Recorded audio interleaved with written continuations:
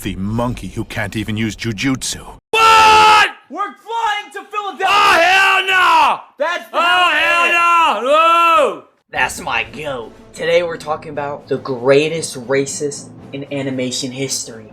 And as a qualified YN like myself, I feel qualified to talk about this. So let's get straight to it. Ghetto wasn't always like this. He'd play basketball, talk to the homies, go kayaking, and even have good eats. Until a filthy monkey totally interrupted him. Excuse me, but have we met before? Yeah, we have. You see, Toji's a real dog. The thing my mom told me to stay away from. So after the homeless man finished beating the light-skinned Gojo, he moved on to commit another war crime.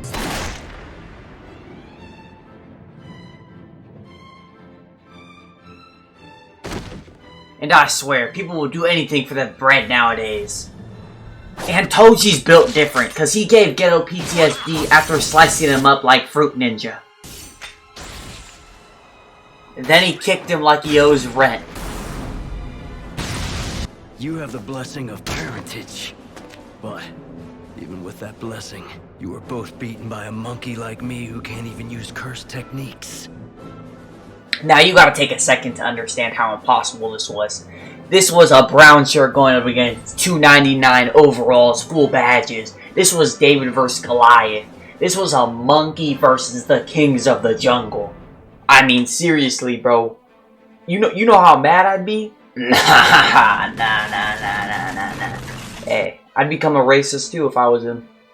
And after this traumatic event, Ghetto started geeking just like how I was after I figured out fine shit didn't want me no more. And so he started beefing with every minority on Earth. This moment turned him into the Black Air Force Collector.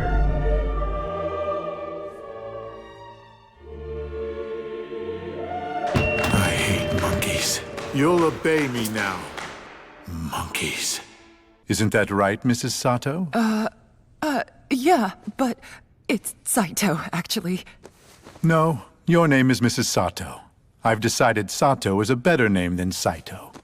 Suguru Ghetto treats humans like Barbie dolls. He changes their name every day. And then this guy sprays deodorant like he just had a full-blown workout talking to normal people. Deodorant. I don't want everyone to breathe in the monkey smell. And you see how casually he just says it? No emotion. Like, bro, I wouldn't be surprised if Ghetto said the hard R. And the worst thing about Ghetto is that he actually pulls bitches, unlike half of y'all. And me. Just kidding. I love y'all. Totally disgusting. I can't believe he's part of the same species. Now you know why I'm always saying that they're nothing but monkeys. The time is here, my beloved family. Let's lower the curtain on the age of monkeys. And so in order to complete his devious plot, he needed to defeat a 15-year-old boy.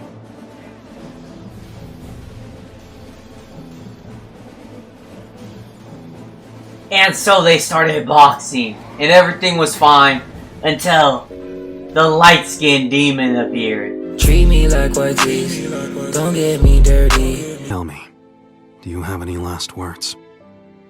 No matter what anyone tells you, I hate those monkeys. I gotta respect it, he stayed true to the end.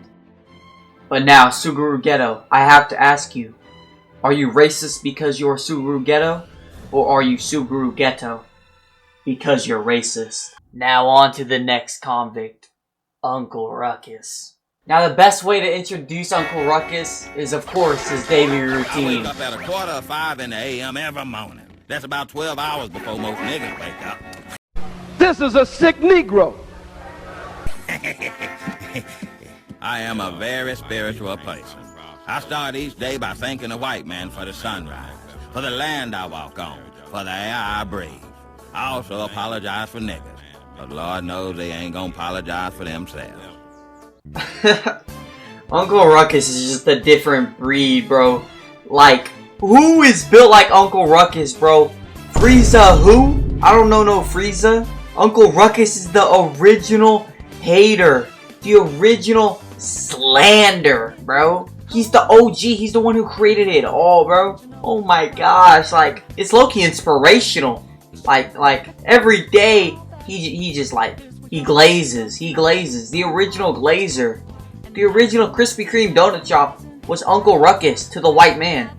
I am not black, nor do I consider myself to be black. Many people mistake me for being Negro because they don't know that I am currently living with the heartbreak of revitiligo. That's a skin condition that's the opposite of what Michael Jackson's got. Every morning I apply this topical ointment made of bleach and sulfur.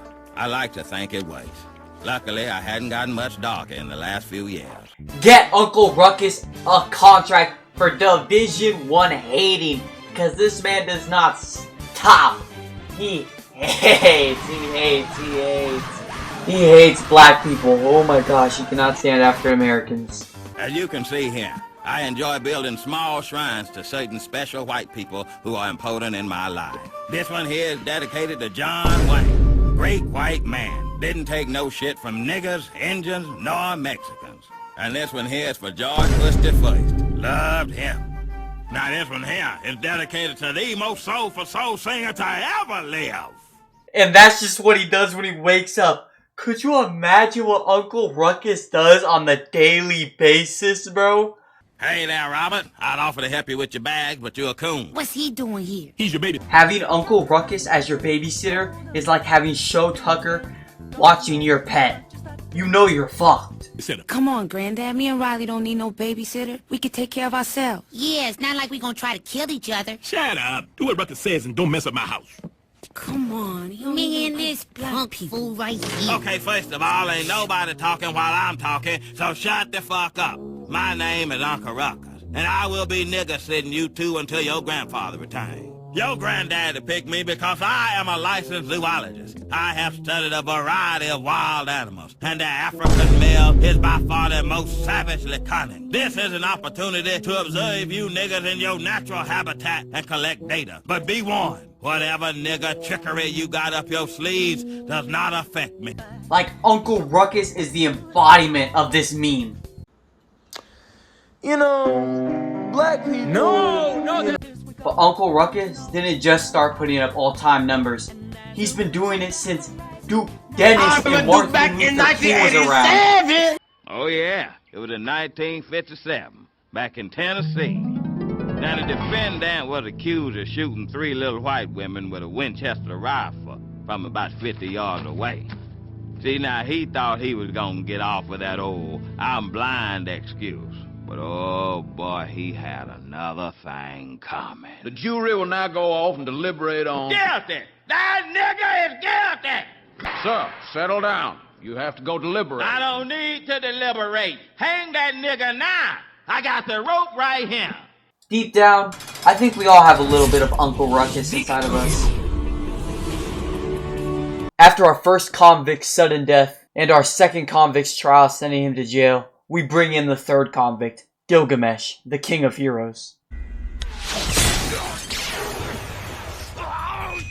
You are nothing but a slimy worm.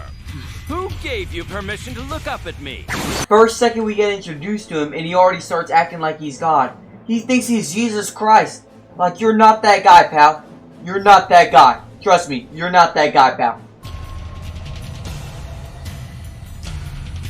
You are not worthy to gaze upon me. A filthy worm like you should face the ground, crawl on your stomach, and die. So, 2 lesser beings dare to name themselves kings, even in my royal presence. Unlike Uncle Ruckus and Ghetto, Gilgamesh is a fucking overly confident bastard who calls people mongrels. But hey, I low-key fuck with him. What nonsense. You are deluding yourself. I am the one true king of the world. All others are mongrels, pretenders to the name.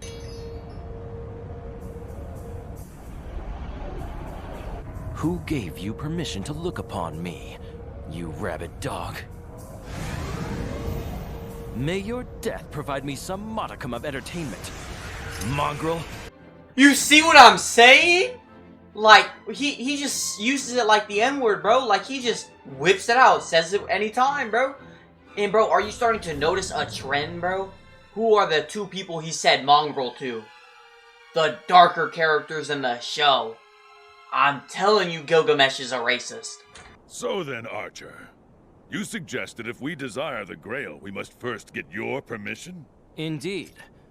However, there is no reason whatsoever for me to reward lowly mongrels of your ilk. Motherfucker's so confident that he's gonna win. He said, if y'all wanna win, y'all gotta have my permission. Like, yo, who is this guy? And then he called him mongrels. Like, yeah, bro, nah, that's my goat. That's my goat. Fool. My magnanimity is limited to my vassals and to my loyal subjects. Which means, Ryder, if you were to swear fealty to me, I could lend you a grail or two. He basically said, if you become my bitch, I'll give you some money, broke ass hoe. With a straight face, too. Nah. This entire world is my garden until the very end of time. Thus, I guarantee you this. It will never bore you. It will always be entertaining. Yeah, nah, the GOAT debate's over. Bro said the world is his. Nah. I mean, maybe being a racist isn't so bad. If you made it this far, please consider liking and subscribing. These videos take a long time to make, and it'd mean the world to me if you just hit the subscribe button and like the video. That being said, I'll see y'all next time.